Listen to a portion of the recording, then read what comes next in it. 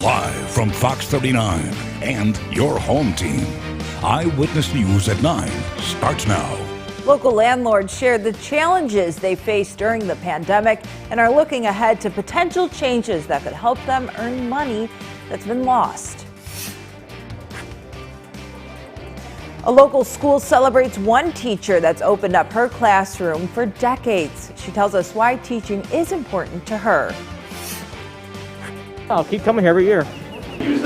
A local museum immerses residents into history as they learn more about World War I. Visitors are able to go on their own tour of duty. Good evening, I'm Alexis Carpello. We'll get to those stories shortly, but first, Rockford police investigate a deadly shooting on the city's east side. It happened at the intersection of Seminary and Harrison Avenue. Around 5:50 is when police tweeted about the scene. They say a 39-year-old male has died from his injuries. Police say more details will be released tomorrow as they're still investigating the scene. A person is rushed to the hospital after two vehicles collide. Rockton first responders went to the intersection of Yale Bridge and Wentworth Roads around 3:30 this afternoon. 3 people were involved in the crash. One person was taken to the hospital. No word on their injuries. The Winnebago County Sheriff's Office is investigating the crash. Landlords say they continue to count their losses during the pandemic, some even saying they have thousands of dollars of unpaid rent. Rachel Perry takes a closer look at the financial impacts.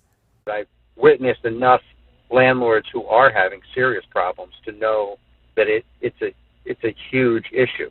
Pritzker's plan to end the moratorium comes as Illinois receives over $1 billion in federal aid to help landlords. The aid is for those whose tenants are behind on rent due to the pandemic. Paul Arena of Rockford Apartment Association says the real issue is non-paying tenants taking advantage of landlords. And so if the tenant can't prove a COVID-related financial hardship, the landlord's just out in the cold, leaving landlords with financial losses.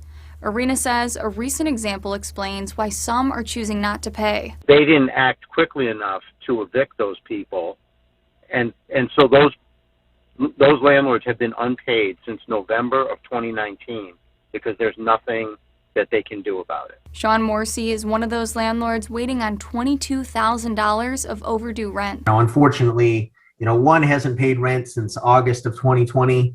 So we're pushing roughly 10 months now, going into June.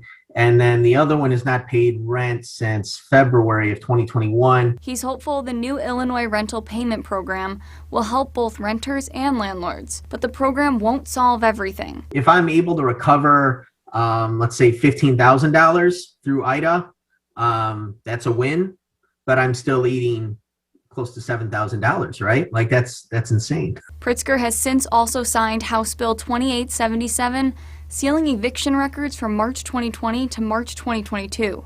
So all these people that are taking advantage of landlords are going to be able to conceal what they did. On top of not getting paid, those people are going to be able to hide it. That was Rachel Perry reporting. Now, nearly 50% of all Illinois residents are fully vaccinated, and 65% have received at least one dose of the COVID-19 vaccine. Today, over 900 residents test positive for COVID-19. Health officials say 24 more people have died from the virus. The statewide test positivity rate sits at 2.8%. Yesterday, over 60,000 doses were administered statewide. A local teacher celebrates half a century teaching the Forest City's youth. Dr. Sherilyn Martin has adapted her classroom at Keith Country Day School to fit new technology needs and COVID-19 safety. Family, friends, past and current students came to celebrate Martin. The landmark achievement comes at a time that has been challenging for many schools and teachers. I enjoy my field, and I think my field's important, and I think it's important that students learn to think critically and to be able to read and write well if they're going to be a success. During the pandemic, Dr. Martin didn't miss one day of teaching. Hundreds of Cub Scouts gear up to see who has the fastest handmade car in the area. The Pinewood Derby is a signature event for every Cub Scout. Participants range from kindergartners to 5th graders. Organizers say the race helps celebrate all the hard work the Scouts put into making their Derby card ready to roll. the culmination of starting from a block of wood. These kids have really put their time into designing these together, and to see them come out in person to the mall and race these cars. And whether they win or lose, they're all winners because you could just see the enthusiasm being out here. Cub Scouts have been racing since Saturday, with the final being held today. A local museum immerses you into the history of World War I. Michelle Rave caught up with residents attending today's reenactment at Midway Village. She says it's a glance at history that keeps people coming back year after year.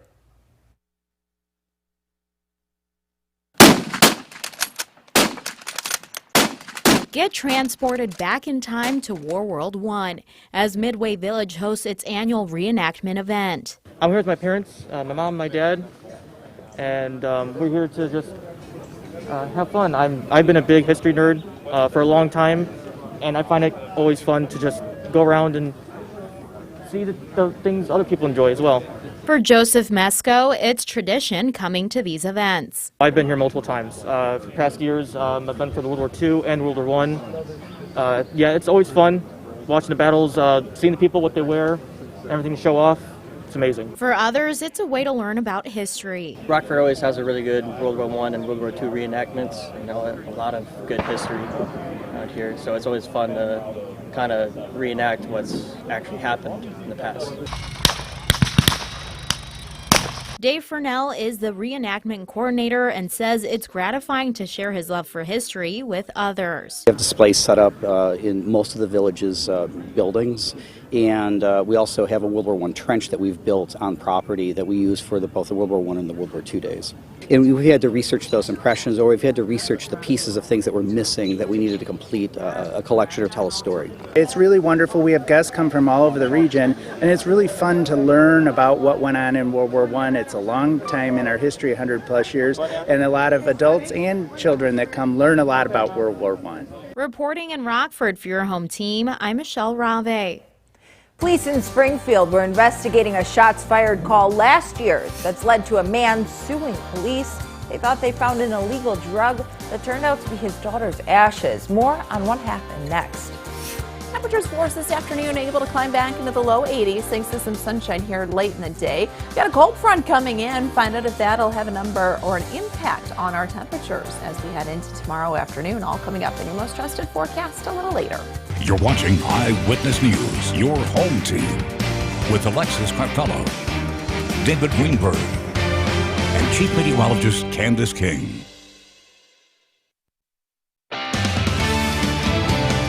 Police in Springfield, Illinois were investigating a shots fired call last April when they pulled a man over. What happened next led to the man suing police. Fox's Jordan Elder has the rest of that story. While this officer investigates the shots fired, another searches Barnes' car with his permission. You got anything in your car? No problem, search. According to the report, they found an illegal amount of marijuana and what they thought was ecstasy or meth. So then I checked for cocaine, but it looks like it's probably X pill. That container the officer is holding, we'll soon find out that's Tanasia's urn. An officer telling Barnes the container tested positive for meth or ecstasy.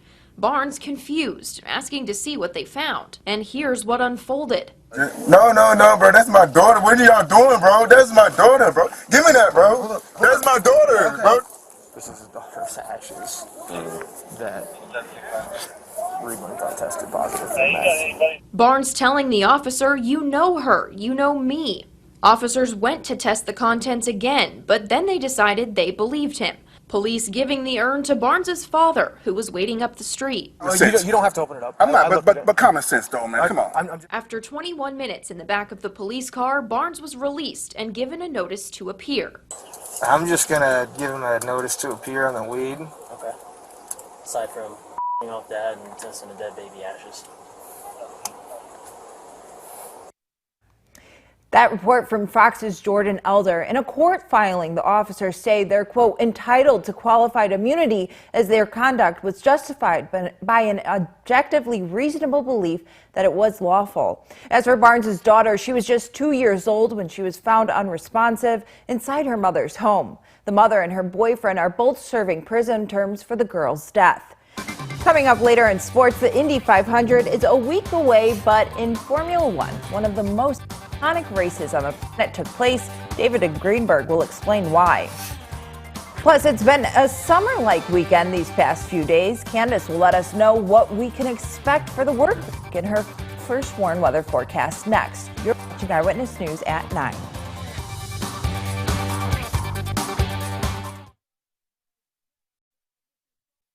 Now, your first warned weather forecast with Chief Meteorologist Candice King. I hope you were able to get out and enjoy the weekend. Yesterday, nice and warm. Today, we had some cloud cover, but we're able to make the most of our evening as we cleared out just a bit. And still hanging on to some of that clearing here this evening. A live look with the Mercial Sky Track camera. Still can see a little bit of light there on the horizon out at the Park Hills Golf Course here in Freeport, kind of looking off to the west and northwest. But you see a few clouds kind of mixed in with that. And we'll see a little bit more cloud cover from time to time as a backdoor cold front works in from the east and the northeast. That's really not going to do much for us here locally, but it is going to drop those temperatures, and those numbers already falling a bit for places out to our east. Notice Janesville 68 degrees. You've got temperatures that are down into the 50s here, back a bit further off to the west in McHenry and Walworth counties. We sit at 76 in Rockford, 72 in Freeport and Monroe. Now that backdoor cold front going to make it this far east, and in fact I think it's going to push as far west as Monroe to maybe just east of Freeport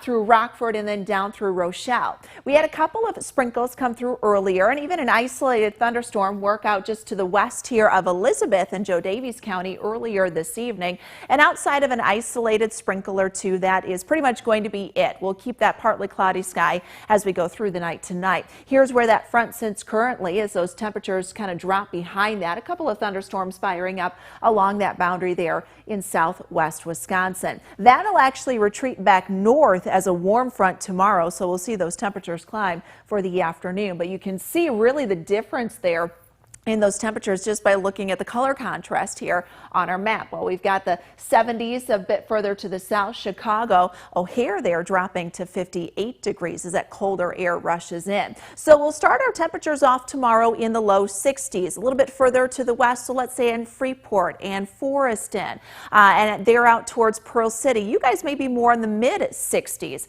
tomorrow morning, so a little more mild here west of Rockford, but at chill or whatever we feel tomorrow morning isn't going to last too long because the southwesterly wind will pick right back up and bring us back into the low to mid 80s for tomorrow afternoon. Now after that, we start to see some changes on the horizon. High pressure building up to the north of us midweek will help shift that wind around more to the east and northeast. So Wednesday, Thursday, we're going to get temperatures that'll drop. Another cold front coming in. Thursday, Friday, we've got an opportunity for a bit more widespread rain, which would be a welcome sight considering we're still in a bit of a deficit.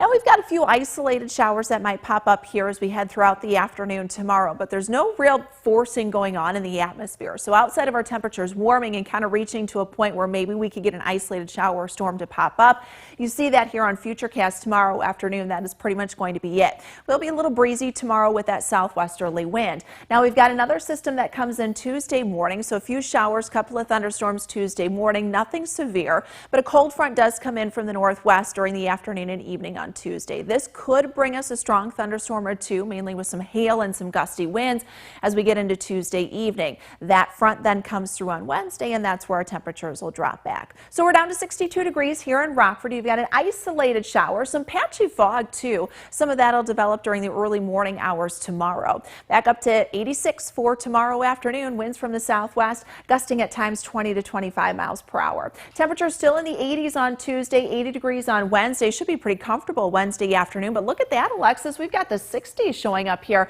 for Thursday, Friday, back into the 70s for this upcoming holiday weekend. All right, thanks, Candice. David Greenberg is in next with sports after the break. In a potential playoff preview, the White Sox were out in New York this afternoon trying to avoid getting swept by the Yankees. Now, the Napleton Sports Desk with David Greenberg. The White Sox and Yankees is a matchup we could be seeing much later in October, but today the Sox were trying to avoid getting swept out in the Bronx. To the sixth, down 3-0, Jose Abreu sends this deep to left center field, and you can put this one on the board. That brings us to a one-run game. Yankees would get another to go up 2. Yasmani Grandal skies this towards the short porch and left. This just barely winds up in the seats. The White Sox pull back to within a run in the 9th. Andrew Vaughn, Aroldis Chapman. When a guy's throwing that hard, all you got to do is make solid contact, and the ball will take care of the rest. Vaughn ties this one up. Go to the bottom of the 9th. Liam Hendricks on in relief with the bases loaded, and he walks Aaron Judge. That's Judge's first career walk-off, and it comes on a base on balls. The White Sox can't avoid the sweep and lose this one 5-4.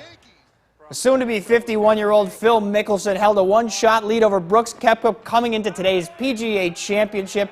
It had been 8 years since Phil won a major, but today that streak came to an end with the win. Phil becomes the oldest player on the tour ever to win a major championship.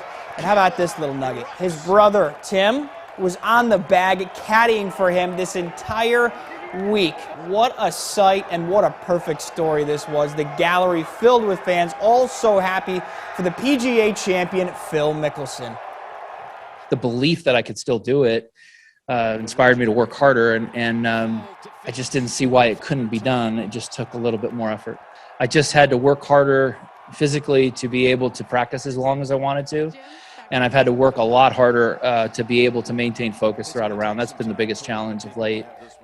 I've recently becoming a big Formula One fan. It would be wrong of me not to mention one of the biggest races of the year, the Monaco Grand Prix. If you're a Mercedes fan, you probably had a really bad day, but if you root for Red Bull, you had a very pleasant morning. We'll start with Mercedes and Valtteri Bottas in the pit on lap 31. Absolute devastation here as the pit crew stripped the screw on the wheel with the gun and couldn't get it off. That ended his day right there, and with Lewis Hamilton starting P6, it was tough for them to get significant points. With Lewis out of the picture, you just felt like it was going to be a Red Bull and Max Verstappen day, and that's exactly what it was. After Charles Leclerc's Ferrari was unfit to race, Max moved up to pole position to start and never looked back, taking home his first victory and first podium at Monaco. That's it for sports. We'll be right back. Our first Warren Interactive Radar brought to us by Rockford Auto Glass and More. We might see an isolated shower out there here through this evening. Temperatures in the low 60s, climbing into the 80s tomorrow. Thanks for making us your home team. Have a great night.